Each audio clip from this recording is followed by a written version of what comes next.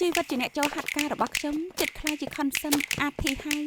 លេខឈឹមមិនចង់ខ្លាចជាខនសិនអាធីហ៎ដេកស្បែកទៅ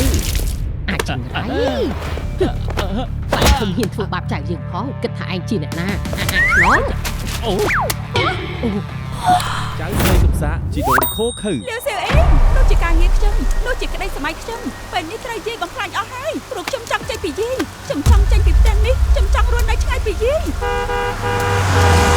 ចាំមក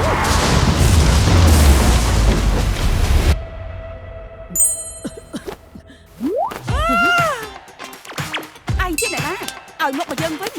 អាចៅមកលោកយាយ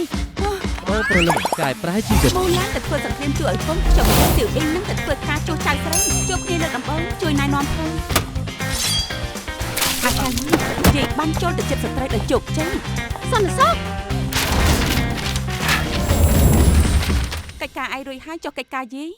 ទាំងនេះមានសារៈសំខាន់ណាស់ឯងត្រូវការពីជំហរយាយក្នុងពិភពលោកនេះតែណាត់ជួបហើយ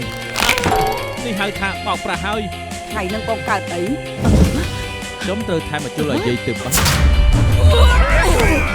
បុកយ៉ាអ៊ូជីឈ្នះទៀតហើយសៀវអ៊ីងព្រលឹងបងរត់ចេញហើយកម្មជួយព្យាបាលរបួសផ្លូវចិត្តអស់សំណោចលាយទឹកភ្នែកបើមិនអាចបដូរព្រលឹងបានខ្ញុំគួរធ្វើយ៉ាងណាទៅអាចៅមិនត្រូវជំនះរាល់ឧបសគ្គនៅខ្លួនឯងសយចេញឲ្យឆ្ងាយសយចេញឲ្យឆ្ងាយ